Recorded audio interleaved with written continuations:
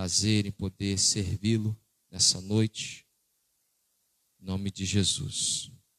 Nós estamos na nossa escola de fé e essa é a nossa segunda série, nossa segunda sessão dessa série de mensagens que nós estamos abordando nesses dias, nesse tempo. E é com prazer que eu quero continuar tratando com você nessa noite. Feche seus olhos, incline sua cabeça, vamos falar com Deus. Amado, eterno Deus, nós te glorificamos e te exaltamos nessa noite. Te glorificamos, Pai, porque Tu és tremendo, Tu és exaltado, Tu és digno entre nós. Nós te pedimos, Pai, nesse momento que o Senhor se faça presente em nossos corações. Que a Tua palavra, Senhor, que é viva e que é eficaz, que é o martelo que esmiuça a penha, possa de fato fazer aquilo que lhe apraz, que é a obra em nossa vida, em nosso caráter, no nosso espírito, na nossa alma, Senhor, em nome de Jesus.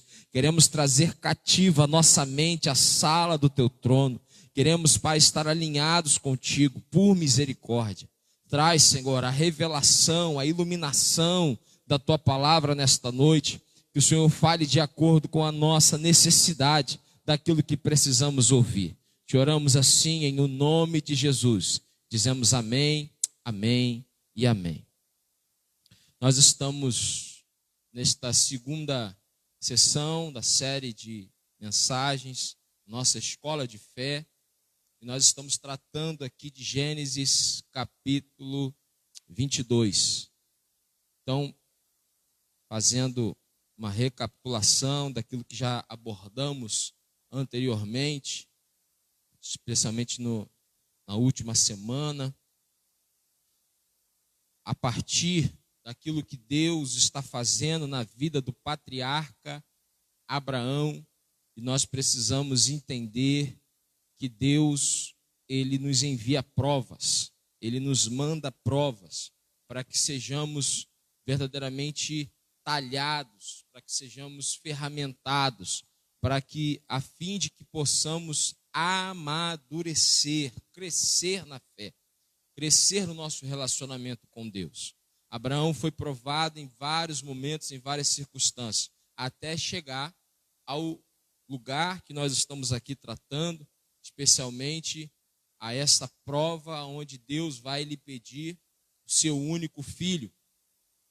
E aí nós entendemos já na última sessão que o Senhor nos trouxe o entendimento que é preciso manter o foco aonde? Concentrar-nos, estarmos concentrados nas promessas e não nas explicações.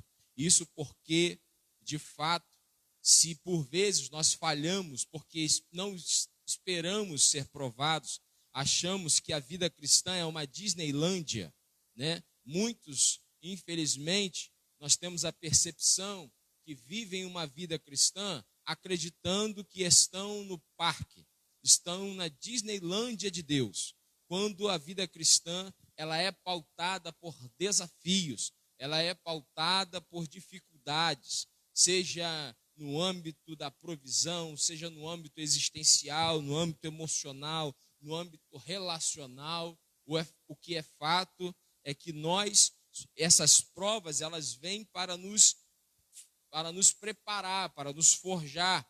E nesse momento que nós muitas das vezes, se falhamos aonde não esperamos prova, também falhamos, porque quando as provas nos advêm, nos sobrevêm, nós queremos explicações de Deus, nós queremos que Deus nos dê uma boa justificativa para estar nos provando, não é verdade? Ao invés de focarmos nas promessas de Deus. Trazemos aqui, ou fazemos menção ao livro de Jó.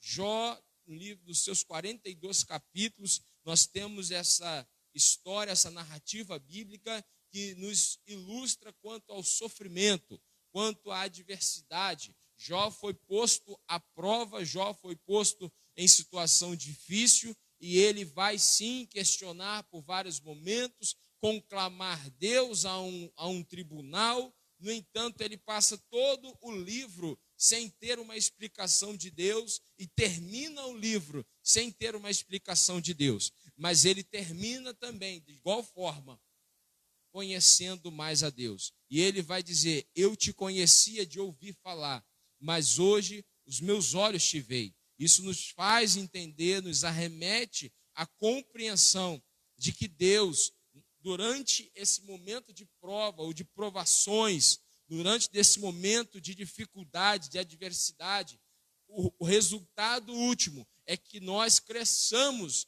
na nossa intimidade com o Senhor, no nosso relacionamento com o Senhor.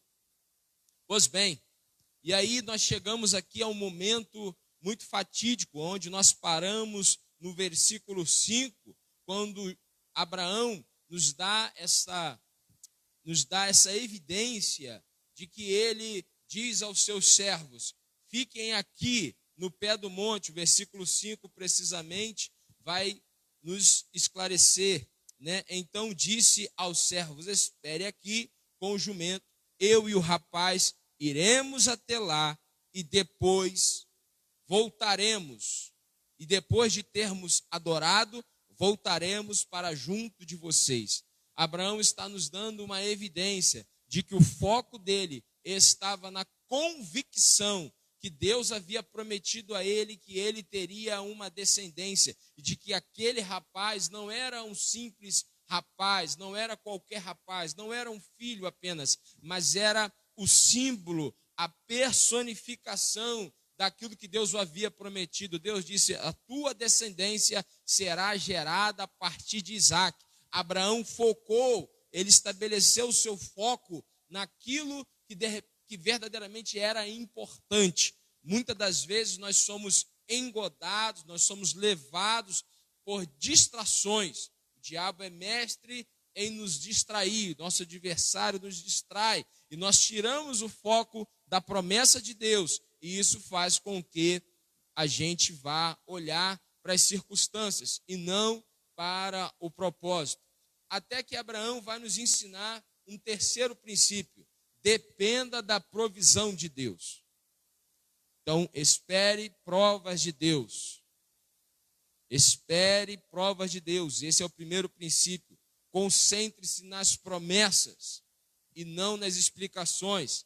E o terceiro princípio que Abraão vai nos ensinar, daquilo que nós vamos tratar, especialmente nesta noite: dependa da provisão de Deus.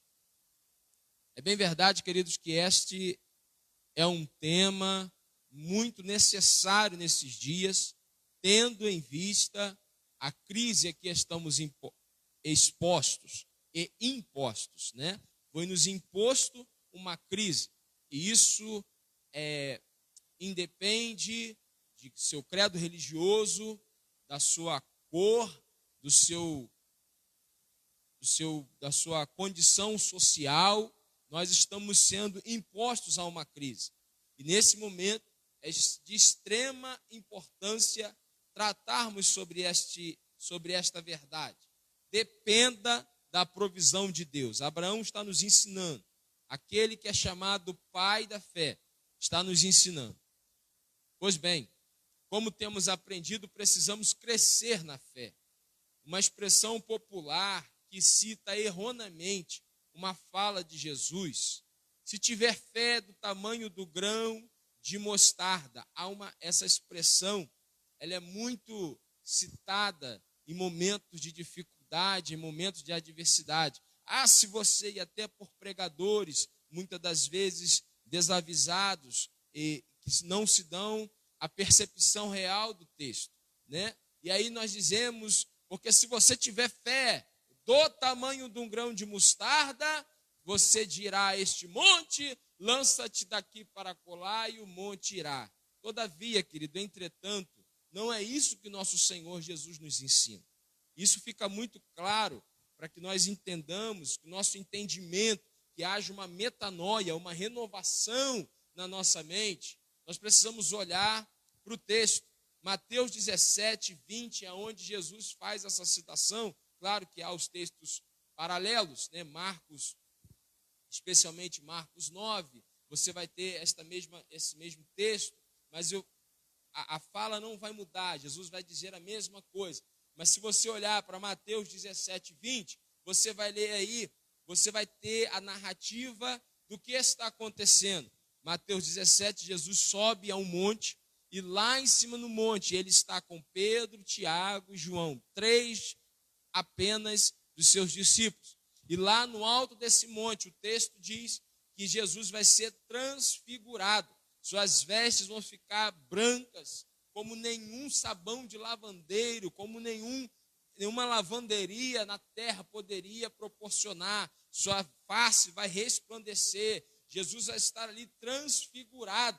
Literalmente, ele vai agora ter a sua glória evidenciada diante daqueles 3 discípulos, diante daquelas 3 testemunhas. Nesse mesmo momento, aparecem diante de Jesus Moisés e Elias. Os discípulos ficaram tão atormentados que eles ficaram com medo, não sabendo o que dizer. Pedro então vai expressar: Senhor, bom é estarmos aqui, façamos 3 tendas, uma será para Moisés, outra para Elias e outra será para o Senhor. Esse é um texto, sem dúvida, muito profundo, digno de uma reflexão num outro momento. Mas depois dessa experiência extraordinária, que Jesus então vai ouvir a voz: este é o meu filho amado, a ele ouvi, é o que disse a voz do Todo-Poderoso. Agora Jesus desce com os seus discípulos, Pedro, Tiago e João, e Jesus está descendo, mas lá no sopé daquela montanha está acontecendo uma confusão, está acontecendo um movimento muito complicado. Isto porque um pai trouxe um filho endemoniado.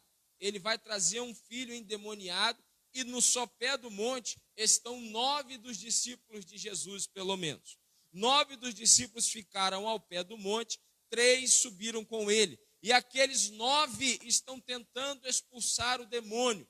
E eles tentam de todas as formas. Imagino eu, o texto não explica como eles fizeram isso, mas certamente diante das experiências que eles já haviam tido anteriormente, especialmente você vai ter isso em Mateus capítulo 10, quando Jesus os envia, e eles vão pregar e vão expulsar demônios. Certamente eles pensaram: bom, nós já temos experiência quanto a isso. E eles tentaram expulsar, tentaram colocar, tentaram impor as mãos, talvez tentaram gritar, talvez tentaram, foi um culto bastante pentecostal, talvez poderíamos dizer assim. Imagine você, aquela cena, aquela igreja, né? Imagina aquele culto naquele dia, onde estava tendo muito movimento, mas o fato é, o demônio não saiu. E o demônio não saía, e quando Jesus está descendo, o pai vai até Jesus e fala: se o Senhor pode me ajudar, por favor, tenha compaixão de mim, porque eu trouxe o meu filho endemoniado, e os teus discípulos não conseguem expulsar o demônio. E Jesus então vai expressar no versículo 20, Jesus vai dizer, ainda não no versículo 20, Jesus expulsa o demônio e os discípulos ficam impactados com aquilo. Ninguém fala nada, todos ficam atemorizados. Como é que é isso? E ele chega, expulsa o demônio e chama eles: ó geração incrédula, até quando terei que vos suportar? Após o menino ter sido liberto, entregue a seu pai, e agora estamos resolvidos. Agora os discípulos à parte chamam Jesus e vão questionar a ele: por que nós não conseguimos expulsar o demônio? Por quê? O que o senhor tem que a gente não tem? E Jesus vai explicar no versículo 20, Jesus diz assim: por causa da pequenez da fé que vocês têm. Note você a incongruência da afirmação. Quando eu digo: olha, irmão, basta você ter uma fé muito pequena como um grão de mostarda, que você vai dizer ao monte: lança-te daqui para colar, e o monte vai. Quando Jesus está chamando a atenção dos seus discípulos, exatamente por causa da pequenez da fé deles. É uma incoerência de afirmação. Nós muitas das vezes erramos e falhamos, como o próprio Senhor Jesus disse: errais por não conhecer as Escrituras e nem tão menos o poder de Deus. Mas glória a Deus que nós estamos aqui sendo expostos à verdade. E uma vez expostos à verdade, acontece libertação na nossa vida, libertação na nossa mente, na nossa alma, as escamas dos nossos olhos, elas caem, e nós verdadeiramente podemos vivenciar aquilo que Deus tem para nós. Mas para por aí, não, Jesus continua, no mesmo versículo 20 de Mateus 17, pois em verdade lhes digo, que se tiverem fé, preste atenção, como um grão de mostarda, dirão a este monte, mude-se daqui para lá, e ele mudará, nada lhe será impossível. Talvez você vai dizer, pastor, mas a diferença é em apenas uma preposição, o do para como? Pois é, do é uma preposição. Eu estou dizendo, se você tiver uma fé do tamanho, desse tamanho, basta ter uma fé desse tamanho e isso está resolvido. Só que Jesus não está usando a preposição, mas o artigo o, para definir, para estabelecer um parâmetro. Jesus está utilizando o como. Por quê? Porque a nossa fé precisa ser, sim, como um grão de mostarda. E ele explica isso se você volta no capítulo 13 do Evangelho de Jesus, segundo escreveu Mateus, versículos 31 e 32. Olha, Jesus está falando sobre o reino de Deus. E ele vai usar a mesma comparação. Jesus está falando, Jesus propôs a parábola dizendo, o reino dos céus é semelhante a um grão de mostarda, que um homem pegou e plantou no seu campo. Esse grão é, na verdade, preste atenção, o menor de todas as sementes. Mas quando cresce, é maior do que as hortaliças e chega a ser uma árvore, de modo que as aves do céu vêm se aninhar nos seus ramos. Será que você consegue prestar atenção e entender a diferença? Jesus está dizendo, a fé de vocês tem que ser como um grão de mostarda. Jesus está dizendo, o reino dos céus é como um grão de mostarda, que plantado, ele vai crescer, ele vai se desenvolver, ele vai se tornar, ele é a menor das sementes. Ok. Então você começa com uma fé pequenininha. Mas a nossa fé, o que Jesus está nos ensinando? O que está em evidência aqui? Que a nossa fé precisa ser desenvolvida, precisa ser amadurecida. Não basta ter uma fé como um grão de mostarda. Não basta ter uma fé desse tamaninho. Se você quer transportar montes, e você sabe os montes a que você é exposto, se você quer realmente transportar as muralhas e as adversidades a que você que são postas diante de você, se nós queremos, de fato, vivenciar e experimentar esse extraordinário de Deus, nós precisamos crescer, desenvolver a nossa fé. Uma fé pequenininha, mas que semeada, vai sendo regada, vai sendo tratada, vai sendo alimentada. E à medida que isso vai acontecendo, ela vai desenvolvendo. E o texto diz, essa que é a menor das sementes, se torna a maior das hortaliças, se tornando até uma árvore. Eu creio que Deus está trabalhando a nossa fé nesses dias, Deus está forjando a nossa fé, e nós vamos desenvolver uma fé que vai ser uma árvore, para muitos se abrigarem debaixo dela. Muitos virão e irão se abrigar debaixo do testemunho que você vai contar. Muitos irão se abrigar debaixo do milagre que você vai descrever e narrar em nome de Jesus. Tendo em vista isso, querido, acompanhe comigo, nós estamos falando sobre Abraão. Mas aí eu abro esse parênteses para estabelecer e desconstruir este equívoco, muitas das vezes citado. Quando Deus levou Abraão àquela prova, e nós estamos falando de quando Deus, no versículo 1, Deus disse, Abraão, me dá o teu filho, o teu único filho. Como vimos já anteriormente, ele já havia atravessado algumas experiências com o Senhor. Porque Deus não vai. A gente precisa entender que as provas, elas na verdade são meios de Deus nos fazer transportar de nível. Então Deus está nos tirando de um nível raso e indo para um nível maior. Mas quanto maior o nível, maior a dificuldade. Maior será a adversidade. Mas também maior será o milagre. Também maior será aquilo que você vai viver da parte de Deus. E essa é a questão.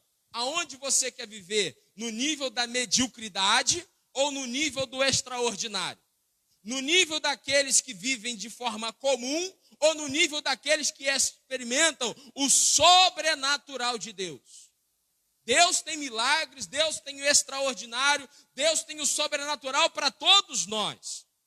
Deus não tem para uns uma vida medíocre e para outros uma vida sobrenatural. Jesus disse lá que ele veio para nos dar vida e uma vida em abundância. Essa vida é para mim, essa vida é para você, essa vida é para a sua casa, essa vida é para o seu ministério, esta vida é para esta igreja. Deus tem vida para todos nós. Abraão está crescendo na fé, ele está amadurecendo na fé, ele está desenvolvendo um relacionamento com Deus. Diante disso, diante deste relacionamento tão intenso que Abraão está resolvendo, agora Deus vai levar ele a um nível, talvez um nível master, um nível hard, um nível de dificuldade, né? Bastante acentuada para aqueles que gostam do videogame, né? Chegando numa fase para destruir o chefão, para destruir, né, o capitão, para você virar a máquina. Não sei se usa mais esse termo, na minha época a gente usava virar a máquina, né? Eu não sei se usa mais, eu não sei como é que está aí o negócio, né? Eu lembro da época do fliperama, não sei se o pastor Marcos lembra, né? Mas eu faltava aula, eu gazetava aula para ir para o fliperama. Que atire a primeira pedra, quem nunca, né? Mas vamos voltar para o texto, né? E Abraão está atravessando algumas experiências com o Senhor.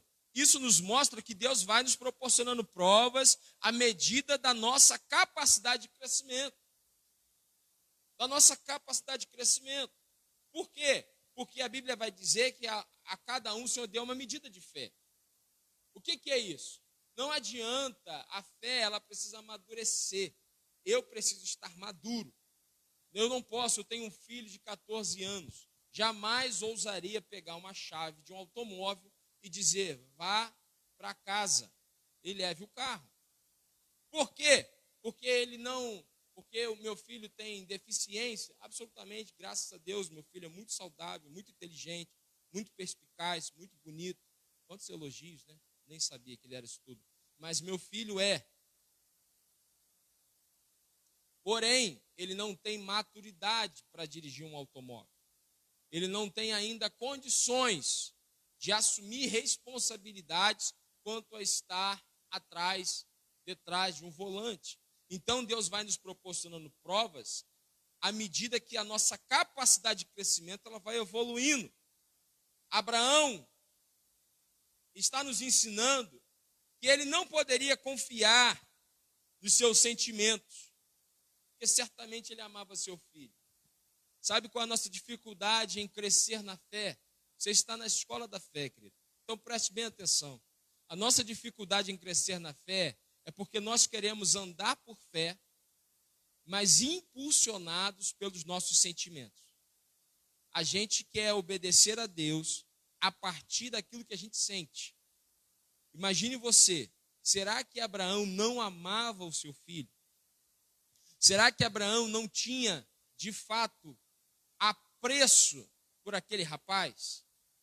E Abraão está nos ensinando que ele não poderia, se nós queremos caminhar por fé, se nós queremos entrar no novo nível com Deus, nós não podemos confiar nos nossos sentimentos.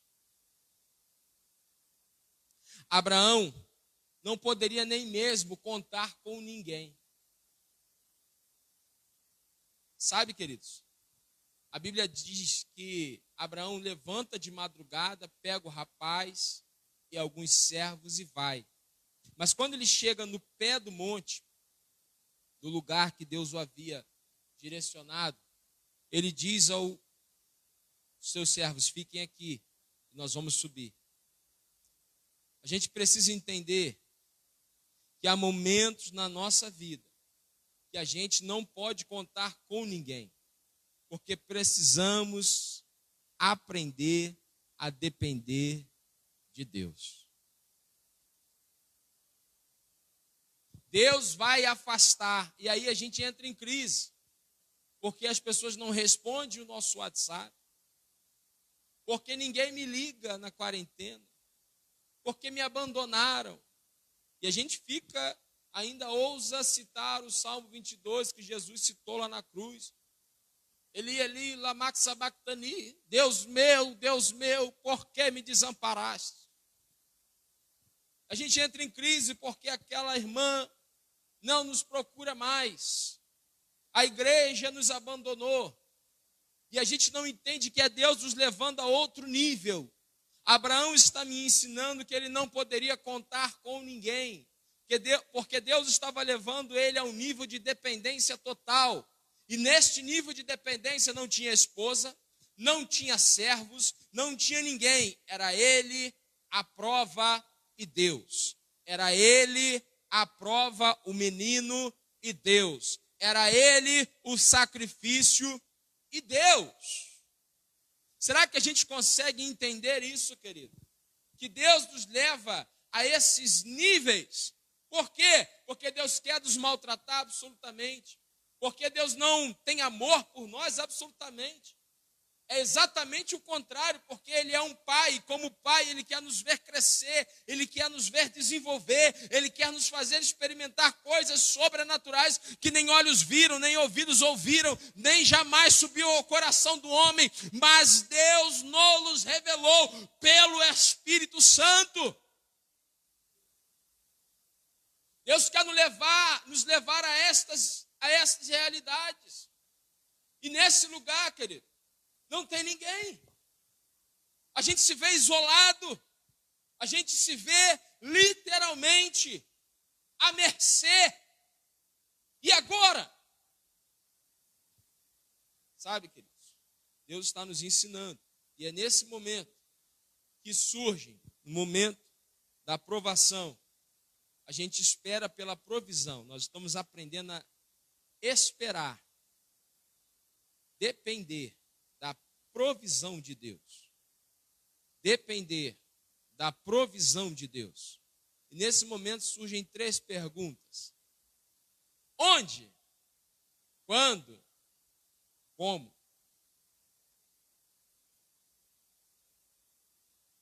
Quantas vezes? Nós já estamos há cerca de 3 meses, 90 dias, aquartelados, enclausurados, sem nossas atividades profissionais, e mesmo sem poder ter comunhão social. Agora está se começando a flexibilizar.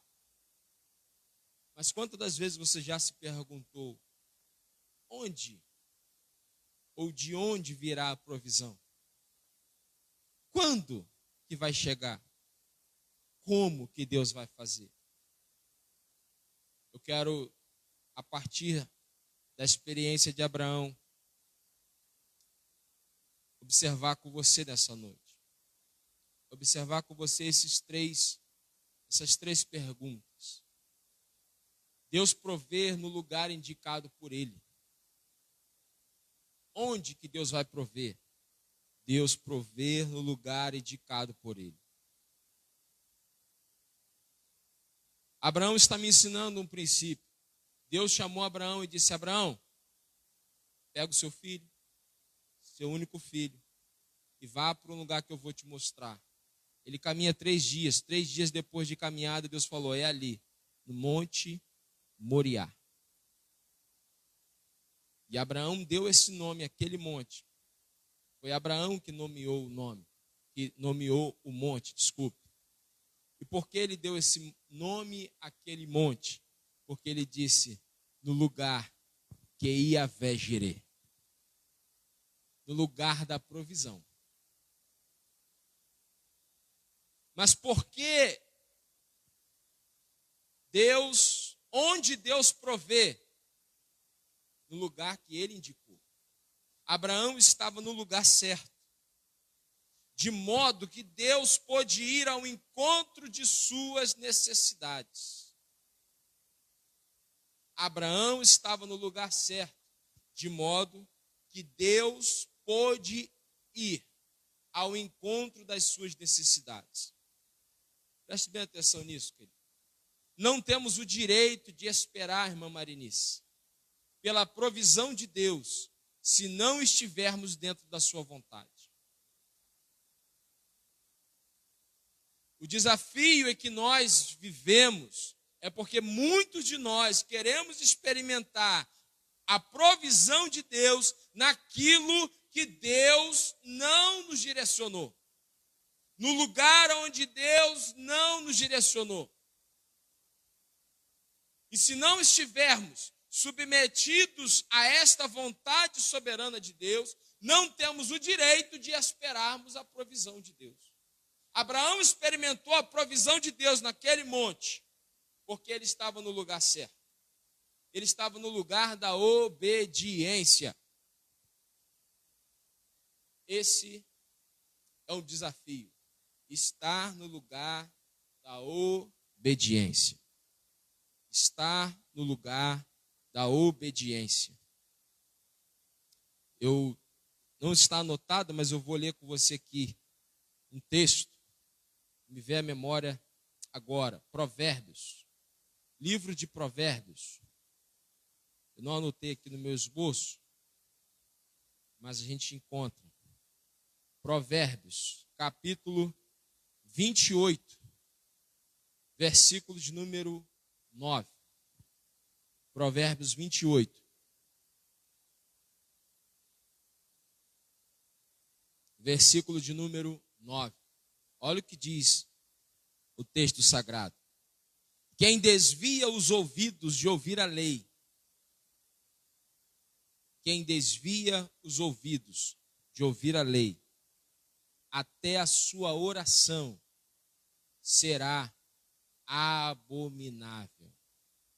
Quem desvia os seus ouvidos de ouvir a lei, até a sua oração será abominável. O que a Bíblia está me dizendo? Se eu não obedeço, pastor Marcos, se eu não me submeto à vontade soberana de Deus, não vai adiantar, irmão, você subir monte.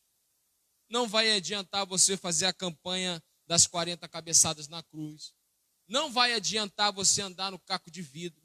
Não vai adiantar você ir a várias consagrações. Não vai adiantar você ir às vigílias. Não vai adiantar você fazer 40 dias de jejum. Porque a Bíblia está dizendo, aquele que desvia os seus ouvidos de ouvir a lei, aquele que desobedece, até a sua oração será abominável. Não tem resposta. Abraão estava no lugar certo. Abraão estava dentro do propósito de Deus. E quando Deus manda, Deus envia a provisão. Junto com a direção, Deus dá a provisão. Quando que virá a provisão, pastor?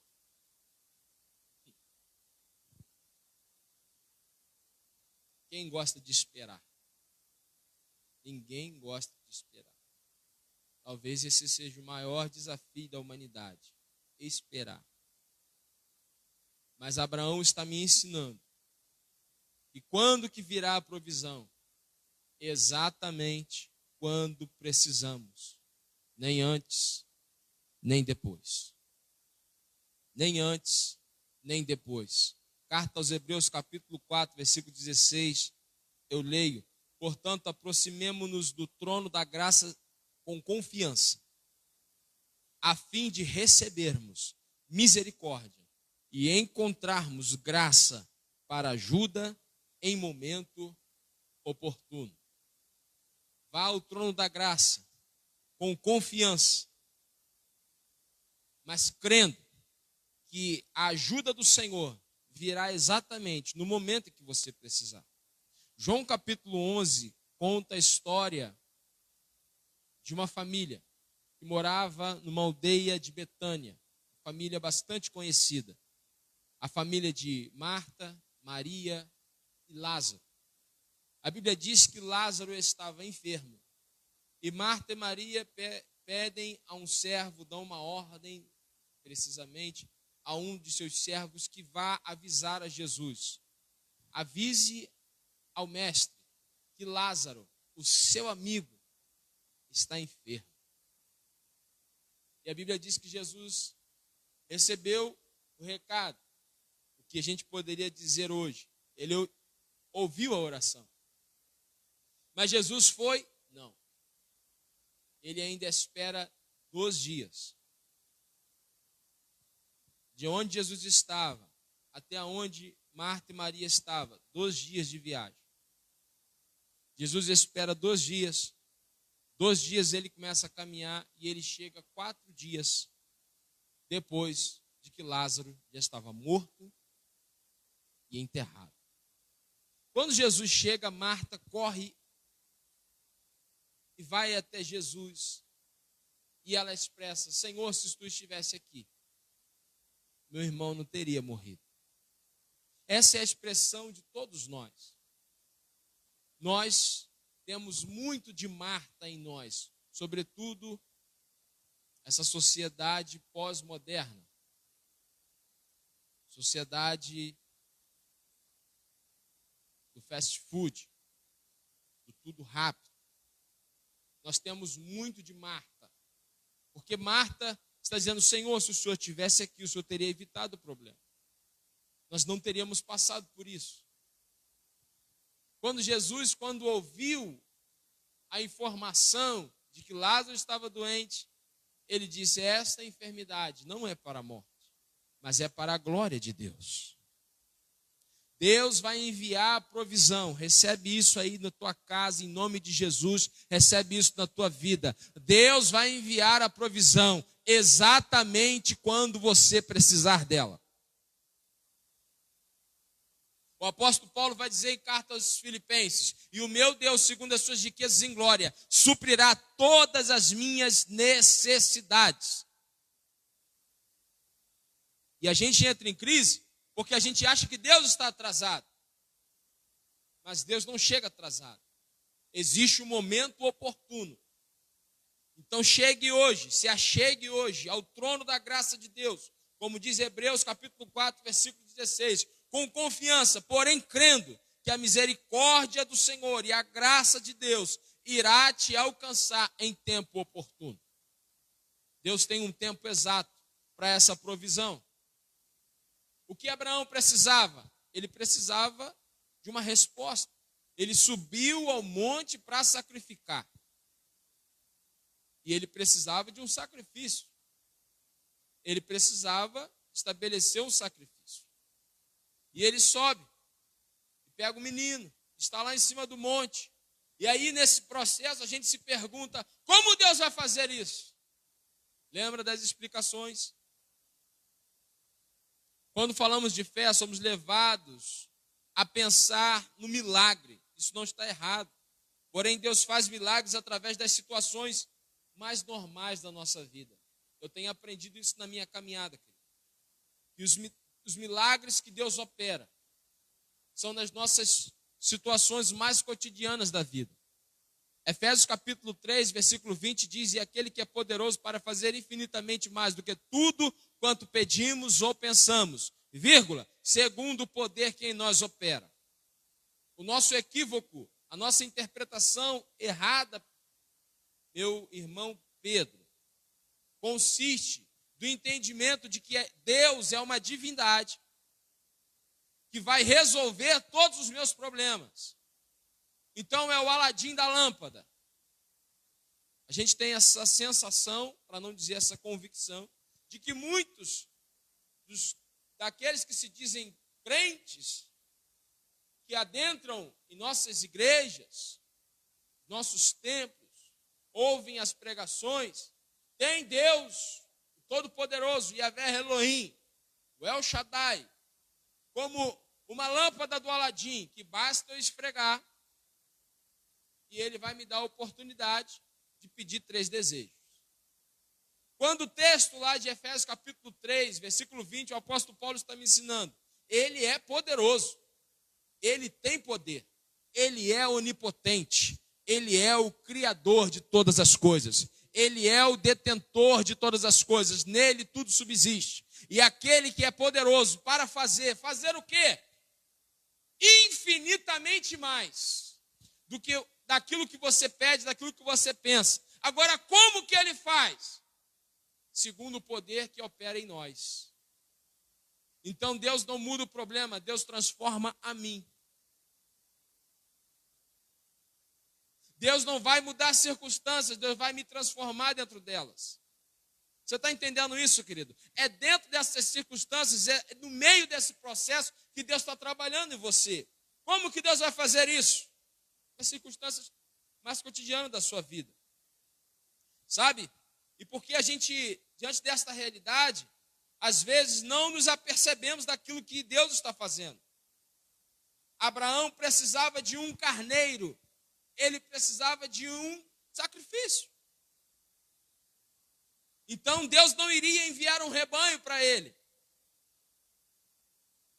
Ele precisava de um.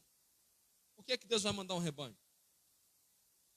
Deus simplesmente fez com que um carneiro ficasse preso pelo chifre. E isso foi suficiente. Isso foi suficiente. Não precisa mais do que isso. Já se cumpriu a promessa. Deus já operou o milagre.